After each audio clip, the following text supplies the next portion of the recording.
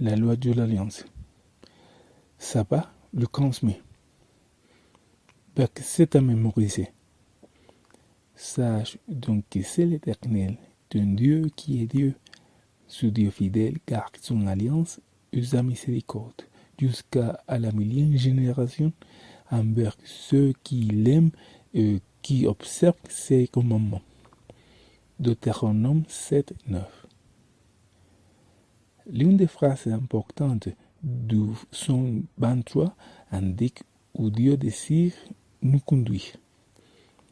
Il me conduit dans les sentiers de la justice à cause de son nom, déclare David au verset 3. En raison de sa propre droiture morale, Dieu ne nous exagérera jamais. Il nous fournira des sentiers sûrs pour notre cheminement spirituel dans la vie. Quels sont les sentiers de la justice sûre? L'auteur d'un autre somme répond à cette question par un sujet de prière. Conduis-moi dans le sentier de tes commandements, car je l'aime. Psaume 119, 35. Tous tes commandements sont justes. Psaume 119, 172. La loi de Dieu est un sentier sûr et ferme à travers le marécage perfide de l'existence humaine. Notre leçon de cette semaine est centrée sur la loi de Dieu et sa place dans l'alliance du Sinaï. Aperçu de la semaine. Que signifie l'élection d'Israël? En quoi l'élection d'Israël est-elle parallèle à la nôtre? Quelle était l'importance de la loi dans l'alliance? L'alliance est-elle inconditionnelle? Pourquoi l'obéissance fait-elle partie intégrante de la relation d'alliance? L'élection d'Israël. Dimanche, les aimés. La tradition juive enseigne que Dieu a fait l'alliance avec Israël uniquement parce que les autres nations l'ont d'abord rejeté. Bien qu'il n'y ait pas de preuve biblique de cette position, elle permet cependant de rappeler que, quelles que soient les raisons pour lesquelles le Seigneur a choisi la nation hébraïque, ce n'était parce qu'elle méritait le grand honneur et le privilège que le Seigneur lui a accordé. Il n'avait aucun mérite propre qui les rendait dignes de l'amour de Dieu et du fait qu'il les ait choisis en tant que son peuple. Ils étaient peu nombreux, un groupe de tribus asservies et politiquement et militairement faibles. De plus, en termes de culture et de religion, ils étaient métissés, fadés et sans grande influence. La cause fondamentale de l'élection d'Israël réside dans le mystère de l'amour et de la grâce de Dieu. En même temps, cependant, nous devons être prudents lorsque nous examinons cette idée d'élection, car elle était porteuse d'un risque de malentendu théologique. Pourquoi Dieu a-t-il choisi Israël? Était-il destiné à être rejeté alors que tous les autres ont été choisis pour être rejetés et perdus?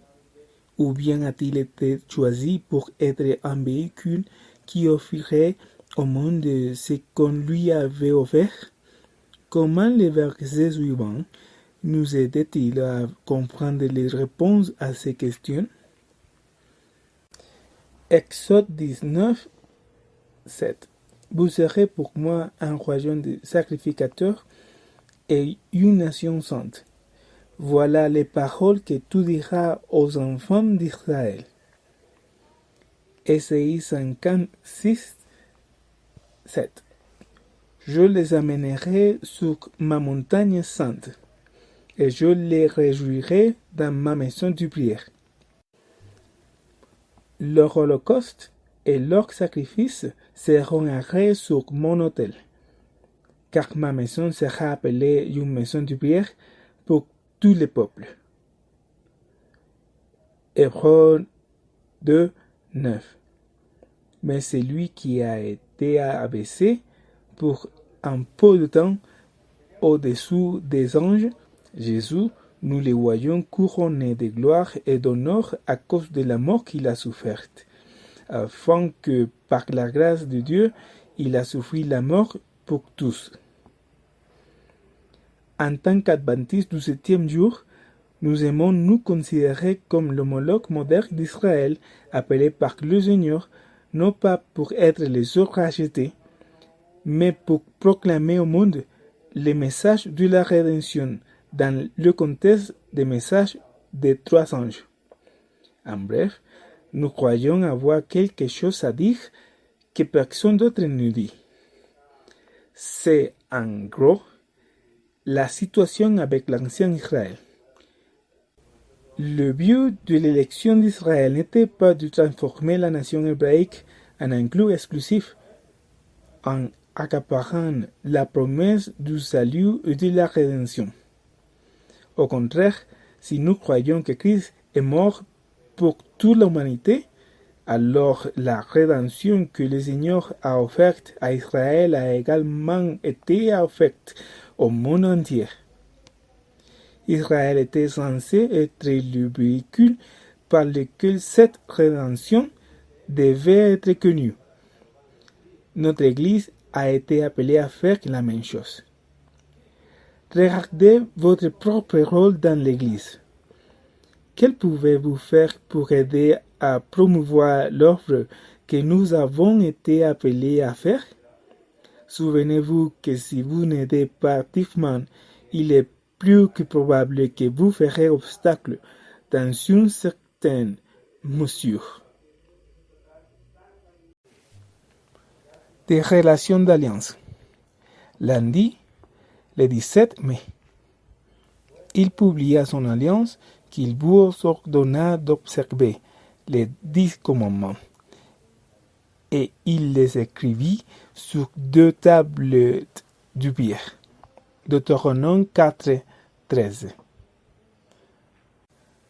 Nous avons beau insister sur le fait que l'alliance est toujours une alliance de grâce, qu'elle n'était que le résultat de la faveur imméritée que Dieu a accordée à ceux qui entrent dans une relation salvatrice avec lui.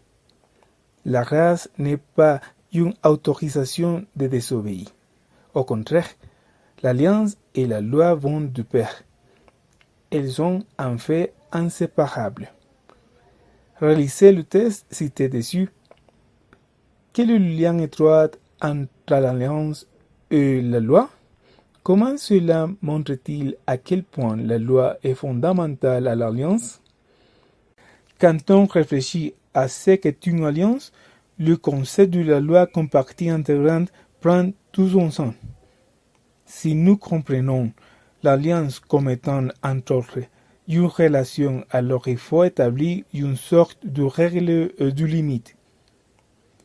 Quelle serait la durée d'un mariage, d'une amitié ou d'un partenariat commercial s'il n'y avait pas de limite ou de règles, qu'ils soient spécifiquement exprimées ou tacitement comprises? Le mari décide de prendre une petite amie ou l'ami décide de servir dans le portefeuille de l'autre, ou un partenaire commercial sans lui dire à l'autre invite une autre personne à se joindre à leur entreprise. Ces actes constitueraient une violation des règles, des lois et des principes. Combien de temps ces relations dureront-elles dans de telles consistances anarchiques? C'est pourquoi il faut établir des limites, des lignes et des règles. Ce n'est qu'ainsi que la relation pourra être maintenue. En fait, diverses expressions telles que les lois, les statuts, témoignages, commandements et paroles de l'Éternel se trouvent en parallèle ou en association étroite avec le mot alliance. De toute évidence, les paroles de cette alliance sont les paroles de la loi, des statuts, des témoignages et des commandements de Dieu. L'alliance de Dieu avec son peuple Israël contenait diverses exigences qui serait crucial pour maintenir la relation spéciale qu'il recherchait avec son peuple. Est-ce différent aujourd'hui? Pensez à quelqu'un avec qui vous avez une relation étroite. Maintenant, imaginez ce qui arriverait à cette relation si vous ne vous sentiez pas lié par des règles, des normes ou des lois, mais que vous croyez avoir une totale liberté de faire ce que vous voulez. Même si vous dites que vous aimez cette personne et que seul l'amour décidera de la façon dont vous vous comportez avec elle, pourquoi faut-il toujours des règles? Discutez. La loi dans le cadre de l'Alliance. Mardi, le 18 mai. Quelles sont vos premières pensées lorsque vous pensez à la loi? Les policiers, les contraventions, les juges et la prison? Ou pensez-vous aux restrictions, aux règles, aux parents autoritaires et aux punitions? Ou peut-être penser à l'ordre, à l'harmonie, à la stabilité, ou peut-être même à l'amour? Le mot hébreu Torah, traduit par loi dans nos Bibles, signifie enseignement ou instruction. Le terme peut être utilisé pour désigner toutes les instructions de Dieu, qu'ils soient morales, civiles, sociales ou religieuses. Il implique tous les sages conseils que Dieu a gracieusement donnés à son peuple afin qu'il puisse avoir une vie abondante, aussi bien physiquement que spirituellement. Il n'est pas étonnant que le psalmiste puisse qualifier de bienheureux l'homme qui trouve son plaisir dans la loi de l'Éternel et qui la médite jour et nuit. Psaume 1, verset 2. Lorsque nous lisons la loi ou la Torah, les instructions et les enseignements consignés dans le livre de Moïse, qui sont devenus une partie de l'Alliance d'Israël, nous sommes impressionnés par le large éventail d'instructions. La loi touche à tous les aspects du monde israélien. L'agriculture, les gouvernements civils, les relations sociales et le culte. Pourquoi pensez-vous que Dieu a fourni autant d'instructions à Israël? De quelle manière ces instructions étaient-elles pour leur bien? L'œuvre de la loi dans le cadre de l'Alliance consistait à fournir des lignes directrices à la nouvelle vie du partenaire humain de l'Alliance. La loi introduit le partenaire de l'Alliance à la volonté de Dieu, afin qu'il apprenne à connaître au sens large du terme en obéissance par la foi à ses commandements et aux autres expressions de sa volonté. Le rôle joué par la foi dans la réalité vivante des relations de l'Alliance a montré qu'Israël ne pouvait pas suivre les voies des autres nations. Il ne pouvait pas vivre selon la loi naturelle, les besoins et les désirs humains, ni même selon les nécessités sociales, politiques et économiques. Il ne pouvait continuer à être la sainte nation, le rayon sacerdotal et le trésor spécial de Dieu que par une obéissance sans compromis à la volonté révélée du Dieu créateur de l'Alliance dans tous les domaines de la vie. Comme dans l'ancien Israël, les adventistes du 7e jour ont reçu un large éventail de conseils relatifs à chaque phase de la vie chrétienne par le biais d'une manifestation moderne du don prophétique. Pourquoi devrions-nous considérer ces conseils comme un don de Dieu plutôt comme un préjudice à la pensée et à l'action indépendante? Dans le même temps, quel danger courons-nous à transformer ce don en quelque chose de légaliste, comme l'ont fait les Israélites avec le don? Voir Romains 9, 32. Pourquoi? Parce qu'Israël l'a cherché, non par la foi, mais comme en provenant des œuvres. Ils se sont optés contre la pierre d'achoppement. La stabilité de la loi de Dieu. Mercredi, le 19 mai. Quelle vérité sur Dieu la présence de la loi de Dieu dans la relation d'alliance nous enseignait-elle sur sa nature essentielle? Malachie 3:6. Car je suis l'Éternel, je ne change pas. Et vous, enfants de Jacob, vous n'avez pas été consumés. Jacques 1:17. Toute grâce excellente et tout don parfait descendant d'un autre, du Père des Lumières, chez lequel il n'y a ni changement ni ombre de variation. La loi de Dieu est l'expression orale ou écrite de sa volonté. Psaume 48. Parce qu'elle est une transcription de son caractère, sa présence dans l'alliance nous assure de la permanence et de la fiabilité de Dieu. Bien que nous ne soyons pas toujours en mesure de discerner les œuvres de sa providence, nous savons qu'il est digne de confiance. Son univers est soumis à des lois morales et physiques invariables. C'est ce qui fait que nous donne la véritable liberté et la véritable sécurité. L'assurance que Dieu est fiable et digne de confiance réside dans la vérité qu'il est un Dieu de loi. Sa volonté et sa loi ne font qu'un. Dieu dit que la loi est juste parce qu'elle décrit les meilleures relations possibles. Par conséquent, la loi de Dieu n'est jamais arbitraire ou sujet à la fantaisie et au caprice. C'est la chose la plus stable de l'univers. Walter Beach, Dimension in Salvation. Washington, D.C. Si la loi de Dieu ne peut pas sauver une personne du péché, pourquoi l'a-t-il fait figurer dans l'Alliance? Vois Amos 3:3.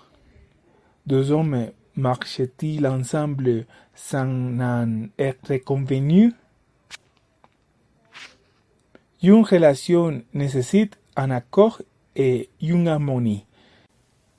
Parce que Dieu n'est pas seulement le créateur du monde, mais aussi son gouverneur moral, la loi est essentielle pour le bonheur des êtres intelligents créés pour vivre en harmonie avec lui. Sa loi, expression de sa volonté, est dans la constitution de son gouvernement. Il est naturellement la norme ou l'obligation de l'accord et de la relation de l'alliance. Son but n'est pas de sauver, mais de définir notre devoir envers Dieu. Les commandements 1 au 4. Et notre devoir envers nos semblables. Les commandements 5 au 10. En d'autres termes, elle définit le mode de vie que Dieu conçoit pour que les enfants de son alliance puissent vivre pour leur propre bonheur et leur bien-être. Elle a empêché Israël de substituer une autre philosophie comme mode de vie. Le but de la relation d'alliance était et reste d'amener le croyant par la grâce transformatrice de Dieu à s'harmoniser avec sa volonté et son caractère. Regardez autour de vous. Ne pouvez-vous pas voir les effets dévastateurs de l'anarchie?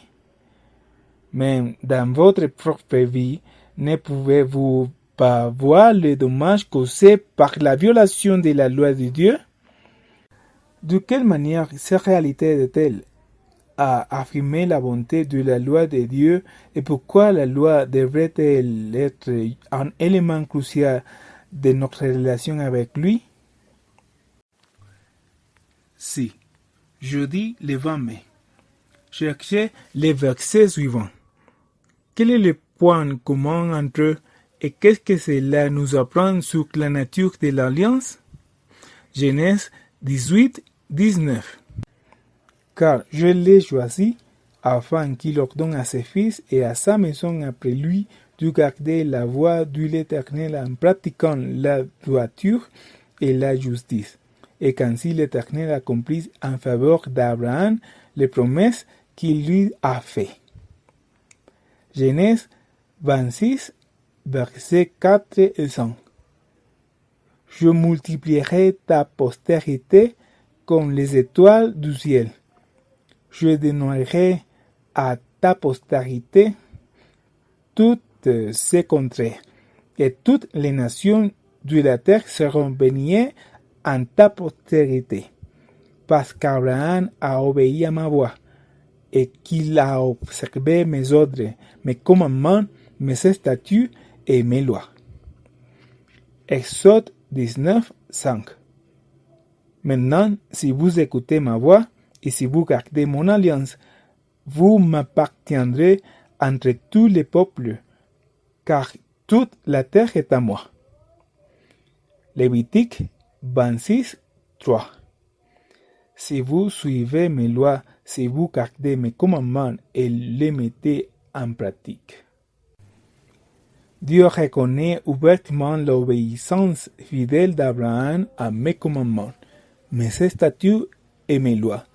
Genèse 26, 5. Il est sous-attendu que Dieu attendait un tel style de vie de la part de son partenaire humain dans l'Alliance. La déclaration complète de l'Alliance biblique au Sinaï montre de façon très évidente que les conditions d'obéissance sont l'un des aspects fondamentaux de l'Alliance. Exode 19, 5 dit clairement, si vous écoutez. L'aspect conditionnel de l'alliance est indéniable. Bien qu'elle ait été accordée par la grâce, bien qu'elle n'ait pas été méritée, bien qu'elle ait été un don pour eux, les promesses de l'alliance n'étaient pas inconditionnelles. Les peuples pouvaient rejeter le don, nier la grâce et se détourner des promesses. L'alliance, tout comme le salut, n'annule jamais le libre arbitre. Le Seigneur ne force pas les gens à avoir une relation salvatrice avec lui. Il ne leur impose pas une alliance. Il offre librement à tous. Chacun est invité à l'accepter. Lorsqu'on le fait, des obligations s'ensuivent, non pas comme un moyen de gagner la bénédiction de l'alliance, mais comme une manifestation extérieure du fait d'avoir reçu les bénédictions de l'alliance. Israël doit obéir, non pas pour mériter les promesses, mais pour que les promesses puissent être accomplies en elle. Son obéissance était une de ce qu'était d'être bien par le Seigneur. L'obéissance ne permet pas de mériter les bénédictions, en ce sens que Dieu est obligé de les accorder. L'obéissance, au contraire, crée un environnement où la bénédiction de la foi peut être rendue manifeste. Vous suivrez entièrement la voie que l'Éternel, votre Dieu, vous a prescrite, afin que vous viviez et que vous soyez heureux, afin que vous prolongiez vos jours dans le pays dont vous aurez la possession. Deutéronome 5, verset 33. L'Éternel dit-il ici à Israël que s'ils obéissent, ils mériteront ces bénédictions, que ces bénédictions sont celles qui sont dues au peuple, ou bien, dit-il, si vous obéissez, ces bénédictions peuvent en résulter parce que l'obéissance ouvre la voie pour que je puisse reprendre les bénédictions sur vous. Quelle était la différence entre ces deux idées? Réflexion avancée. Vendredi, le 21 mai. Lisez Ellen G. White, Controverse dans Jésus-Christ et la loi et les alliances dans Patriarche et Prophète. Comment Matthieu 22, versets 34 au 40 nous aide-t-il à mieux comprendre la place et la signification de la loi de Dieu dans son alliance et le concept selon lequel l'alliance est synonyme de relation? Il faut d'abord que l'amour soit dans le corps avant qu'une personne puisse, dans la force et par la grâce du Christ, commencer à observer les préceptes de la loi de Dieu. L'obéissance sans amour est aussi impossible que les sans valeur. Mais là où l'amour est présent, la personne se met automatiquement en route pour ordonner sa vie en harmonie avec la volonté de Dieu telle qu'elle est exprimée dans ses commandements. Traduit de SDA Bible Commentary. Dieu a donné dans les préceptes des saintes lois une règle de vie parfaite. Il a déclaré que jusqu'à la fin des temps, cette loi qui ne doit pas varier d'un seul iota régnera sur les êtres humains. Le Christ est venu pour l'honorer et la magnifier. Il a montré qu'elle repose sur les bases solides de l'amour envers Dieu et envers le prochain, et que le devoir de l'homme réside dans l'obéissance à ses préceptes. Le Christ a donné personnellement l'exemple de l'obéissance. Dans le sermon sur la montagne, il a montré que les exigences de la loi dépassent les actes extérieurs et s'inspirent des pensées et des intentions du corps. Ellen G. White, Conquérant pacifique. Discussion. Pourquoi le fil de l'amour exerce-t-il une attraction plus forte que la corde de la peur pour attirer les êtres humains vers Dieu? 2. Pourquoi le commandement d'aimer le Seigneur ton Dieu de tout ton corps, de toute ton âme et de toute ta pensée était-il le premier et le plus grand commandement? 3. Simone Weil a écrit que l'ordre est le premier besoin de tous. Cité dans Resultkirche, The Roots of American Order. Comment comprenez-vous ces paroles dans le contexte de la leçon de la semaine, notamment en ce qui concerne l'idée de loi? Résumé. La loi de Dieu faisait partie intégrante de l'alliance. Pourtant, c'était une véritable alliance de grâce. La grâce, cependant, n'annule jamais la nécessité de la loi. Au contraire, la loi est un moyen par lequel la grâce se manifeste et s'exprime dans la vie de ceux qui reçoivent la grâce.